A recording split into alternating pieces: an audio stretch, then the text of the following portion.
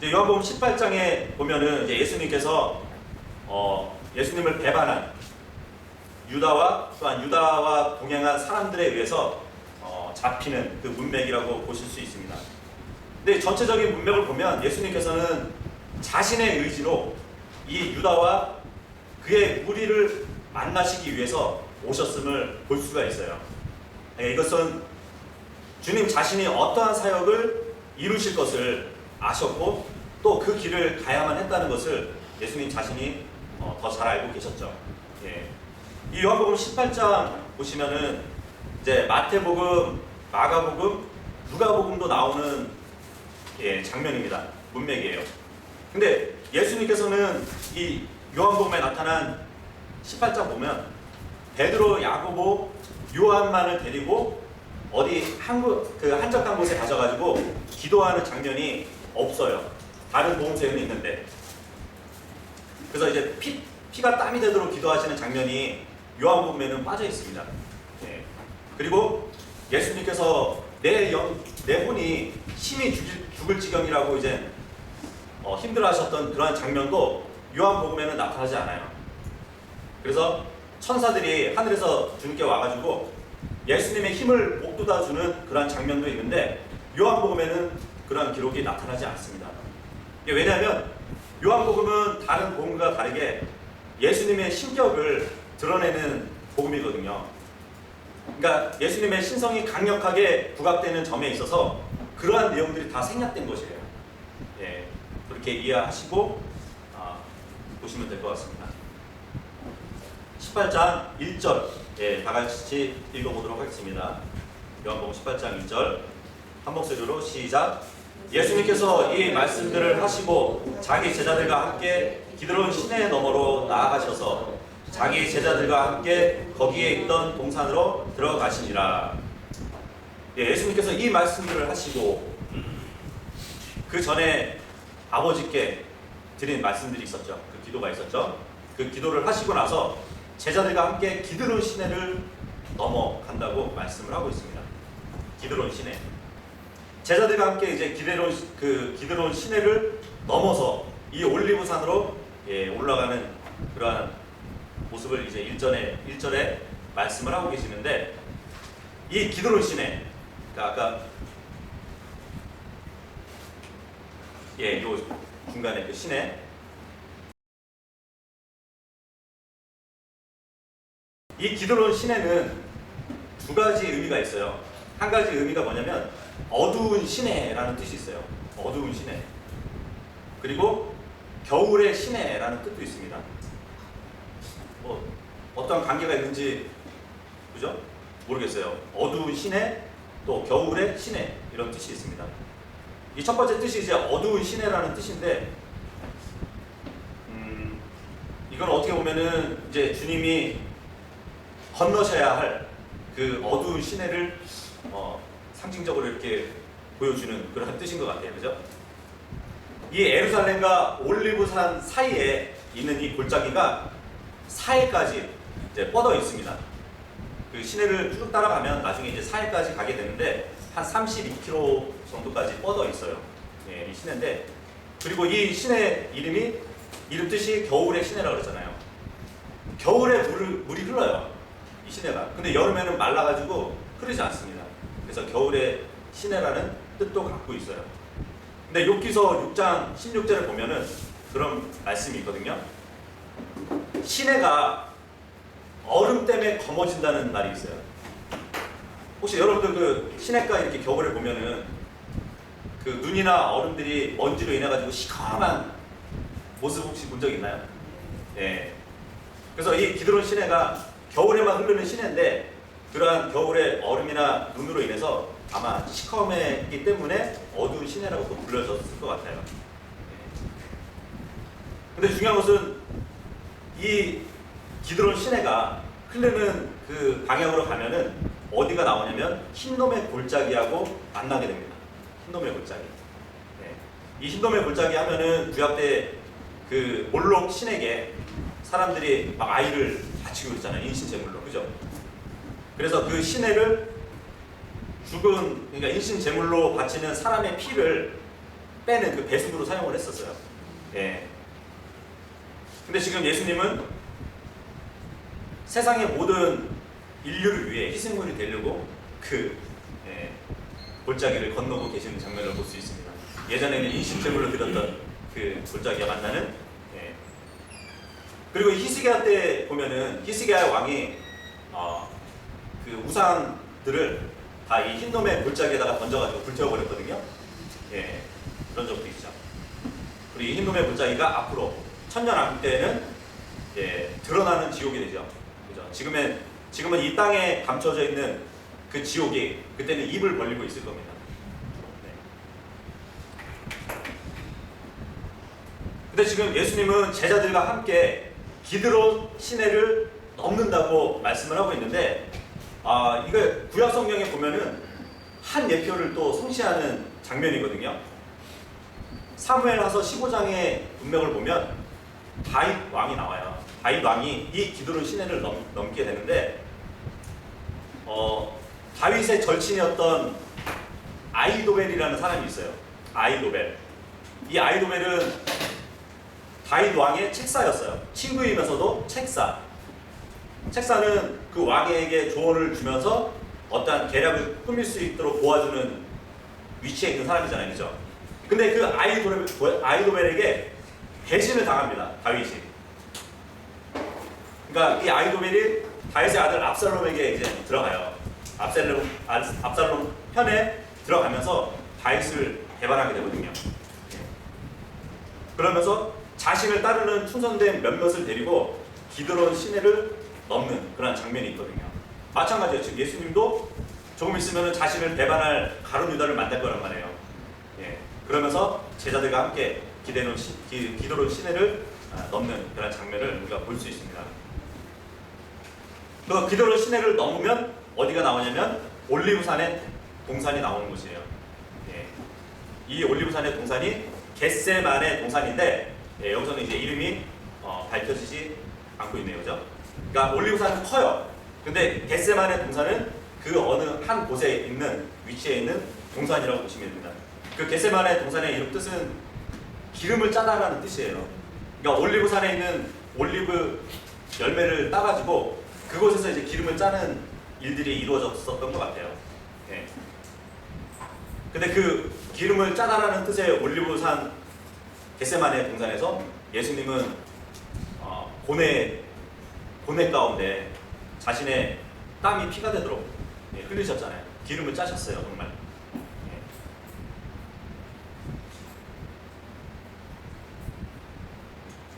여기가 이제 겟세만의 동산입니다. 지금의.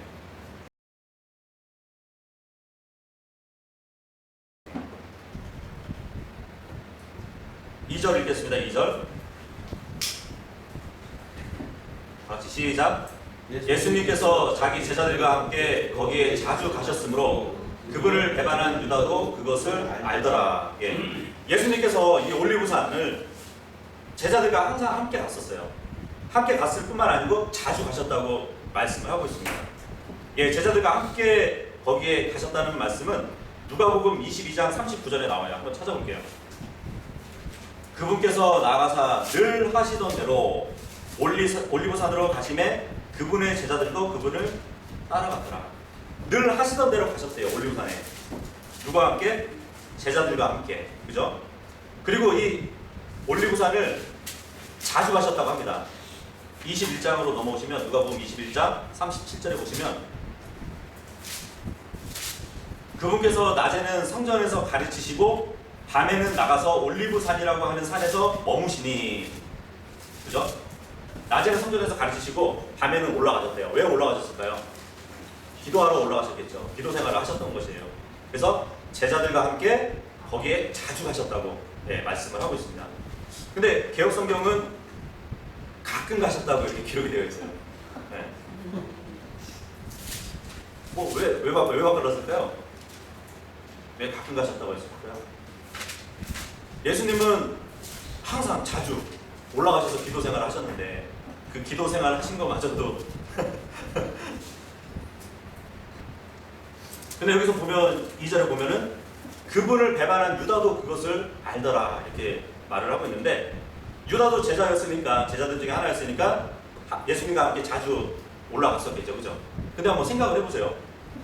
만약 누가 수배자예요. 죄를 짓고 수배자인데 경찰들이 항상 모이는 그곳에 자주 갈 수 있을까요? 없을 거예요, 그죠? 근데 지금 예수님은 겟세마네로 가면은 배반한 유다로 인해서 잡힐 것을 아셨을 거예요. 그럼에도 불구하고 올라가신 거예요. 이것은 자신이 잡히고자 올라가셨다고 우리가 볼 수밖에 없는 것이죠, 그죠? 스스로 생명을 내어주기로 예수님께서 정하셨음을 우리가 볼 수 있는 것입니다. 3절 읽어보도록 하겠습니다. 시작. 그때 유다가 수제사장들과 바리새인들에게 넘겨받은 사람들과 직무 수행자들 한 부대를 데리고 등과 해불과 무기를 가지고 거기서 오니라. 예. 이제 유다하고 여러 사람들이 지금 그 올림산으로 올라오고 있습니다. 겟세마네 동산으로 올려들고 있어요. 우리가 먼저 살펴봤듯이 유다는 요한복음 6장 70절에 의하면 유다는 마귀라고 그랬어요. 그죠? 마귀라고. 근데 데블이라고 했어요. 여러 마귀들 중에 하나가 유다였어요. 그러다가 요한복음 13장 2절에 보면은 마귀가 그 유다 안에 들어가잖아요. 그죠? 그때는 더 데블이에요. 대표자, 통치자 마귀가 마귀들 중에 하나인 유다 안에 들어간 거예요. 그래서 예수님께서 그 말씀을 하시잖아요. 이 겟세마네에 오시기 전에 뭐라고 말씀하시냐면 요한복음 14장 30절 한번 열어보시면 예수님께서 제자들하고 이제 말씀을 나누시면서 앞으로 이제 위로자 성령님께서 너에게 오셔가지고 평안을 줄 것이다 이런 말씀을 쭉 하시다가 30절에 이런 말씀을 하세요. 이제부터는 내가 너희와 많이 말하지 아니하리니 이는 이 세상의 통치자가 오기 때문이라 그렇게 말씀을 하신단 말이에요. 그리고 나서 제자들과 함께 겟세마네로 향하게 됩니다. 겟세마네에 이제 이 세상의 통치자가 온다는 것이에요. 누구의 몸을 입고? 유다의 몸을 입고 온다고 말씀을 하고 있는 것이죠. 근데 여기 참 분위기가 그렇죠. 1절하고 2절하고 분위기를 보면 1절에는 동산이 나와요. 그죠? 겟세마네 동산. 그리고 2절에 보면은 3절에 보면은 유다가 나와요. 그죠? 1, 2, 3절을 읽어보면은 분위기가 어떠한 분위기냐면 동산에 마귀가 있었잖아요. 아담과 이브가 있을 때 동산에 마귀가 있었단 말이에요. 근데 여기 1절 보면은 동산이라는 말이 나오고 3절에 보면은 유다, 마귀가 나온단 말이에요. 그리고 예수님이 만나죠. 예수님은 두 번째 아담이잖아요. 그죠? 그러한 분위기를 연출하고 있는 것을 우리가 볼 수 있습니다. 근데 그 유다와 함께 온 사람들이 누구냐면 수제사장들과 바리새인들에게 넘겨받은 사람들, 그 사람들이 왔습니다. 이건 마태복음 26장에 보면은 그들을 큰 무리들이라고 얘기를 해요. 그러니까 일부 사람들만 온 게 아니라 큰 무리들이 함께 왔다는 것이에요. 그리고 직무 수행자들이 왔어요. 이 직무 수행자들은 성전 앞을 지키는 경비병들이에요. 근데 복음서에 보면은 이 성전 경비병들이 예수님을 한번 잡으려고 갔었죠. 바리새인들이 잡아오라고. 그랬더니 오히려 예수님께 한 말씀 듣더니 나중에 바리새인들한테 가서 그분한테 죄를 찾아볼 수 없었다. 그러면서 이제 실패했던 사람들이죠. 그리고 한 부대가 또 등장합니다. 한 부대는 로마 부대예요. 로마 부대도 지금 온 거예요. 근데 보통 이제 로마 군대 한 부대를 얘기하면은 보통 로마 보병대는 800명으로 이루어진 부대입니다. 그렇다고 이제 800명이 되는 인원이 여기에 다 투입되진 않았겠죠, 그죠? 그 일부가 왔다고 볼 수 있겠죠. 근데 그들이 그냥 온 게 아니에요. 지금 보니까 등과 횃불과 무기를 가지고 왔다고 말씀을 하고 있습니다. 3절에 등과 횃불을 들고 왔대요. 생각을 해보세요. 예수님은 세상의 빛으로 오신 분이에요. 그분을 잡기 위해서 그 세상의 빛을 잡기 위해서 등과 횃불을 가지고 왔대요. 그리고 무기를 들고 왔다고 합니다. 마태복음 26장 47절에 보면 이 무기가 뭐냐면 칼과 몽둥이라고 나와 있어요. 칼은 부대 사람들이 가지고 있겠죠, 그죠? 그리고 몽둥이는 아마 직무 수행자나 그 수제사장들과 바리새인들에게 넘겨받은 사람들이 들고 있었던 게 아마 몽둥이였을 것입니다. 하지만 예수님은 선한 목자이셔요.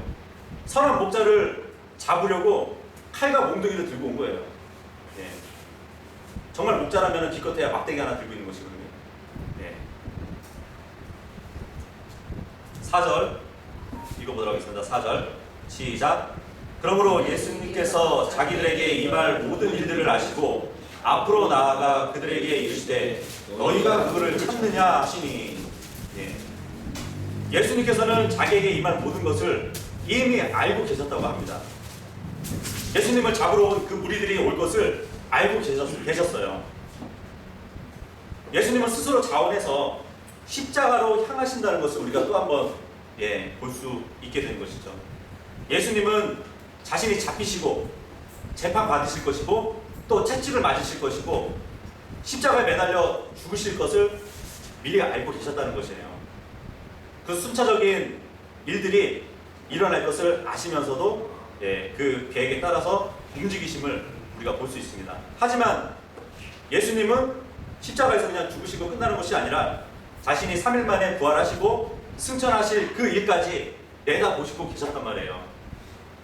그렇기 때문에 예수님은 아버지와 이제 함께 하실, 저 하늘에서 하나님과 함께 하실 그 열망을 가지고 계셨을 겁니다. 그죠?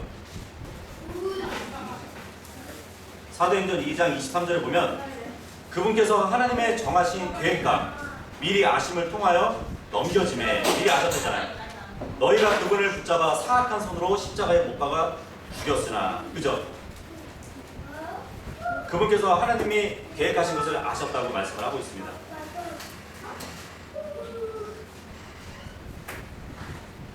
그 28절에 보시면 주께서 생명의 길들을 내게 알려주셨으니, 그렇죠? 아버지 하나님이 예수님께 알려주셨기 때문에 알았던 것이죠. 주의 얼굴로 내게 기쁨이 충만하게 하시리라 하시느니라. 예. 그래서 요한복음 돌아와서 18장 4절에 보면은 예수님께서는 자신이 임할 모든 일들을 아버지께서 알려주셨기 때문에 알고 계셨다는 것이죠. 여기 보니까 예수님은 자기를 잡아온 사람들에게 너희가 누구를 찾느냐고 먼저 물어보세요. 주님은 질문을 기다리지 않으셨어요. 그죠?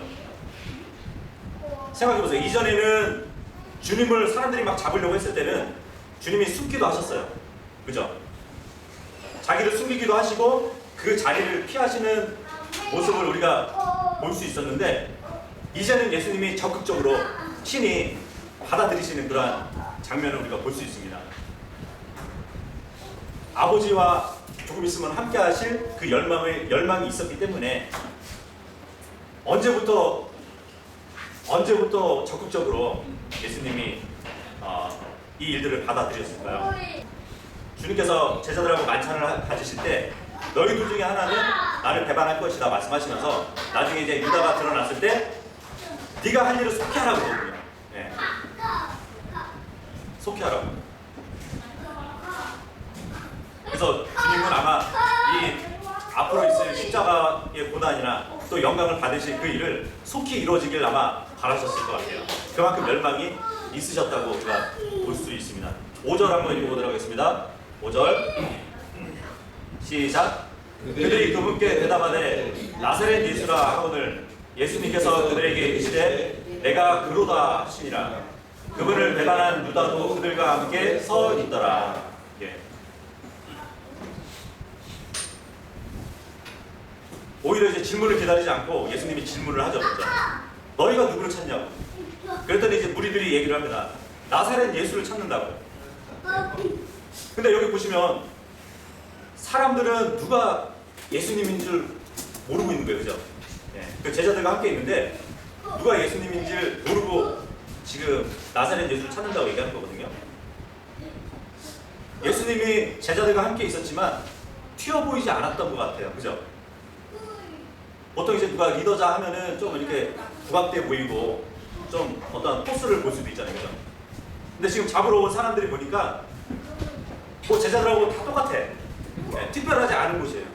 그러니까 모르고 있는 것이거든요. 어떻게 보면 이제 외적이나 내적으로나 예수님은 자신이 겸손을 여기서 이렇게 드러내 보여주시는 것이 아닌가 모르겠어요.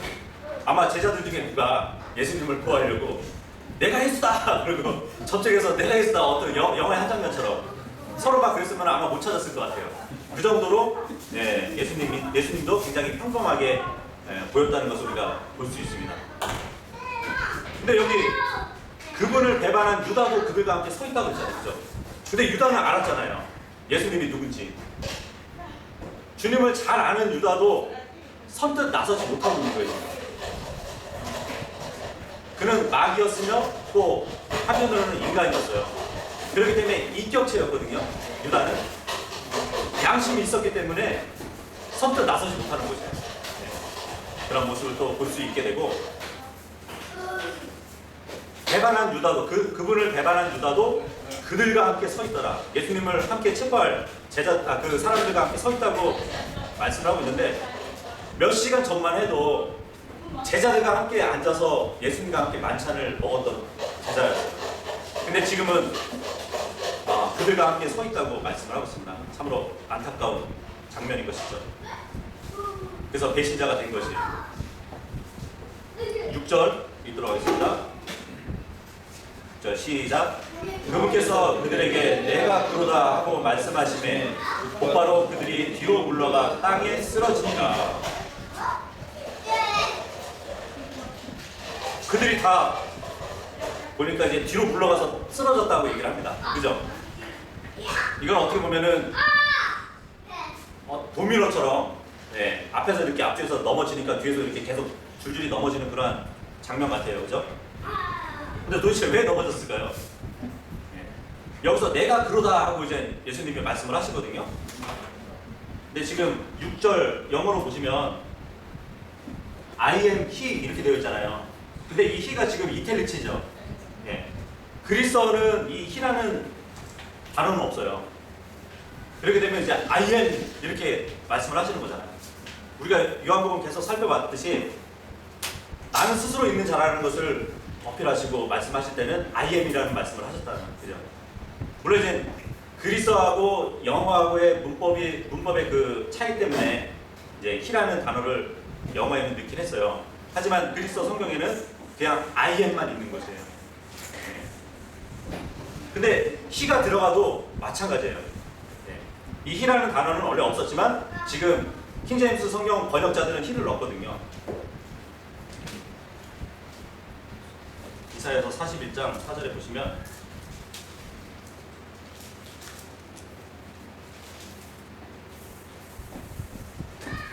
그 일을 누가 이루고 행하였으며 처음부터 그 세대들을 불러내었느냐. 나 주가 마지막 세대와 함께 첫째 세대를 불러내었나니 내가 곧 그니라.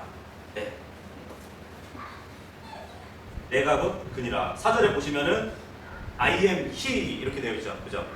네. 그러니까 나는 스스로 있는 자라는 것을 말씀하시면서 그 스스로 있는 자가 바로 나라는 것을 보여주는 말씀인데, 이것이 이제 요한복음 18장 6절에도 같이 적용한다고 볼 수 있다는 것이죠. 근데 그 말씀을 하신 거예요. 내가 그러다 하고 말씀했을 때 사람들이 지금 다들 이제 뒤로 넘어가는 그런 장면을 볼 수 있습니다. 유다도 포함되잖아요. 그죠? 유다는 마귀였잖아요. 야고보서 2장 19절에 보면은 마귀들도 하나님을 믿고 떤다고 그랬잖아요. 그죠? 두려우신 분이에요. 그분의 이름 앞에 그 누구도 설 수가 없어요. 그 유대 전승에 보면은 아르타파누스의 글이 있습니다. 그 길이 있는데 고전의 내용을 보면은 모세가 이제 하나님의 이름을 들고 파라오 앞에 나타나요. 파라오 앞에 나타나면서 그분의 이름을 딱 얘기했더니 파라오가 뒤로 넘어졌다는 그러한 기록도 있습니다. 뭐 믿거나 말거나 하지만요. 지금 사람들은 주님 이름 앞에 다 넘어진 거예요. 그분의 이름 앞에 그 누구도 당당히 설 수가 없는 것이에요. 7절 읽어보겠습니다. 7절 시작. 이에 그분께서 다시 그들에게 묻기를 너희가 누구를 찾느냐 하시매 그들이 이르되 나사렛 예수라 하거늘. 한번 보세요. 예수님이 지금 권능이 있으신가? 아니면 예수님을 잡으러 온 사람들이 권능이 있는가? 여러분들이 한번 보세요. 예수님이 지금 묻고 있는데 그분이 권능이 있으세요? 아니면은 뒤로 뒤로 넘어간 나자빠져 있는 사람들에게 권위가 있나요? 지금 아무리 칼과 몽둥이를 들고 있어도 주님 앞에서 지금 권능을 행할 수 없는 사람들이에요. 그래서 예수님께서는 자신이 계획대로 움직이시면서 자신이 원하시는 또한 통제할 수 있는 그러한 권능이 있으신 것을 우리가 볼 수 있습니다. 8절 읽어보도록 하겠습니다. 8절 시작. 예수님께서 응답하시되 내가 너희에게 내가 그라고 말하였은즉 너희가 나를 찾거든 이 사람들은 그들의 길로 가게 하라 하시니. 참 이게 주님의 사랑과 이제 긍휼을 우리가 볼 수 있는데 지금 주님은 자신을 잡아온 사람들에게 부탁을 하는 걸까요? 아니에요. 지금 명령을 하고 계시는 거예요. 나를 찾거든 하면 좀 미래형 같죠, 그죠? 그냥 나를 찾는다면 이렇게 이해하시면 돼요. 현재형으로 나를 찾는다면 이 제자들은 보내주라 이거예요. 근데 그것을 지금 부탁을 하는 게 아니고 명령을 하고 계시는 거예요. 사람들에게. 9절 읽어보도록 하겠습니다. 9절 시작. 이것은 그분께서 하신 말씀 곧 아버지께서 내게 주신 자들 중에서 내가 하나도 잃어버리지 아니하였나이다 하신 말씀이 성취되게 하려 함이니라. 이게 이제 스가랴서 13장 7절의 예언의 말씀을 이루신 것이거든요. 예수님은 끝까지 제자들을 사랑하셨어요. 그래서 그들을 죽임 당하지 않도록 자신을 잡으러 온 사람들에게 명령을 하신 것이에요. 이들을 보내라고. 생각을 해보세요. 요한복음 16장에 가면 요한복음 16장 32절에 보면은 예수님이 그 말씀을 하시거든요. 너희는 이제 조금 있으면 각각 자기 길로 흩어질 것이라고, 나를 혼자 남겨둘 때가 올 것이라고 말씀을 합니다. 너희는 이제 앞으로 나를 혼자 남겨두고 다 그냥 도망갈 것이라고 말씀을 하셨던 분이에요. 그럼에도 불구하고 지금 하나도 잃어버리지 않게 하기 위해서 이 일을 말씀하시는 거거든요. 그러니까 예수님을 잡으러 온 사람들로 인해서 한 명이라도 죽지 않도록 지금 주님은 그 일을 하셨던 것입니다. 10절 읽어보도록 하겠습니다. 10절 시작. 그때 시몬 베드로가 칼을 가졌으므로 그들을 뽑아 대제사장의 종을 쳐 그의 오른쪽 귀를 뱉는데 그 종의 이름은 말고너라. 다른 제자들은 아마 겁을 먹었을 것이에요. 이러다가 이거 뭐 몽둥이로 맞아 죽든지 아니면 칼에 찔려 죽는 것이 아닐까? 예수님 옆에 있으면서 겁을 먹고 있었을 것 같아요. 그런데 지금 제자들 중에 베드로가 칼을 갖고 있었어요. 칼을 갖고 있으면서 지금 대제사장의 종의 오른쪽 귀를 싹 쳐서 베버리는 것이에요. 모르겠어요. 이 사시미는 어부하고 좀 관계가 있나요? 어부들이 이렇게 회 뜰 때 사시미 쓰잖아요. 그거 관련이 있나 모르겠네.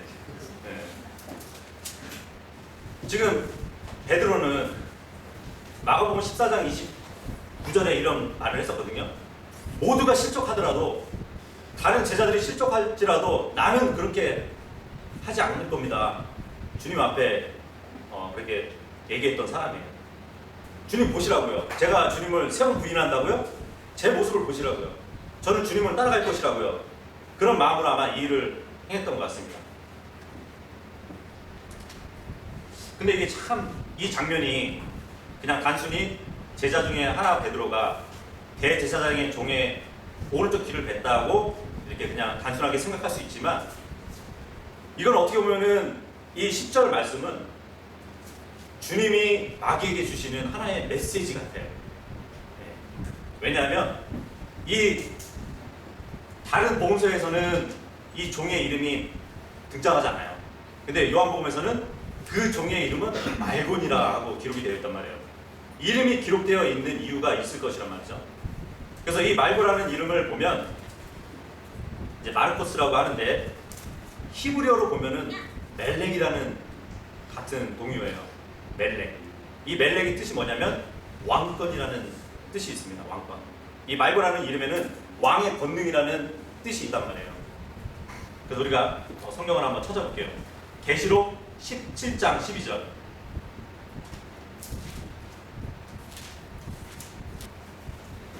앞으로 이제 예수님을 대항할 왕국들이 기록이 되어 있습니다. 계시록 17장 12절 읽어보면 네가 본 열 뿔은 열 왕인데 그들이 아직 아무 왕국도 받지 못하였으나 그 짐승과 더불어 1시간 동안 왕으로서 권능을 받느니라. 열 왕국이 있는데 왕들이 없어요. 근데 그 왕들이 권능을 받는 그런 장면이 나오거든요. 왕으로서의 권능을 받는지라고 그랬잖아요. 왕으로서의 권능을 받는다. 이 왕의 권능의 뜻이 말고란 말이에요. 네. 다니엘서 2장 41절 하나 더 찾아볼게요. 다니엘서 2장 41절에서 45절까지 보면 왕께서 그 두 발과 발가락들이 얼마는 토기장의 진흙이요 얼마는 쇠인 것을 보신 것 같이 그 왕국이 나뉠 것이로되 왕께서 새와 진흙이 섞인 것을 보신 것 같이 그 왕국에 새의 강함이 있으리라. 그 두 발의 발가락들이 얼마는 쇠요 얼마는 진흙인 것 같이 그 왕국도 얼마는 강하되 얼마는 부서질 것이며 왕께서 새와 진흙이 섞인 것을 보신 것 같이 그들이 자신을 사람들의 씨와 섞을 터이나 새와 진흙이 섞이지 아니함 같이 그들이 서로에게 달라붙지 못하리라. 그러니까 아까 계시록에 봤던 그 열 왕국에 대해서 나오는데 그 열 왕국에 사람들만 있는 것이 아니고 어떠한 지금 새로 묘사하는 자들하고 섞일 것이래요. 씨와 섞일 것이래요. 창세기 6장에 보면은 하나님의 아들들이 내려와서 사람들의 씨와 섞였잖아요. 앞으로 대환란 때에도 그러한 일들이 벌어질 것이거든요. 네. 이 왕국들이 어떻게 멸망당하나 보세요. 45절에 보면 손을 대지 아니하고 산에서 깎아낸 돌이 새와 녹과 진흙과 은과 금을 산상조각 낸 것을 왕께서 보셨사온즉 위대하신 하나님께서 이후에 있을 일을 왕에게 알리셨나이다. 그 꿈은 확실하며 그것의 해석은 분명하나이다. 왕국을 멸망시키는 게 뭐냐면 산에서 깎아낸 돌이래요. 이 돌이 열 왕국을 부셔버린대요. 나중에 이 돌은 예수 그리스도잖아요. 그죠? 그러면 요한복음으로 다시 넘어와서 이 대제사장의 종의 이름은 말고인데 그 말고는 왕의 권능이라는 뜻을 갖고 있습니다. 앞으로 예수님을 대적할 왕국의 왕들은 왕으로서의 권능을 받을 것이에요. 근데 그 왕국을 뭐가 부순다고요? 산에서 돌이 부신다고 그러잖아요. 돌이. 근데 지금 베드로의 이름 뜻이 뭔지 아세요? 돌이에요. 돌. 네. 베드로가 지금 말고의 길을 쳤단 말이에요.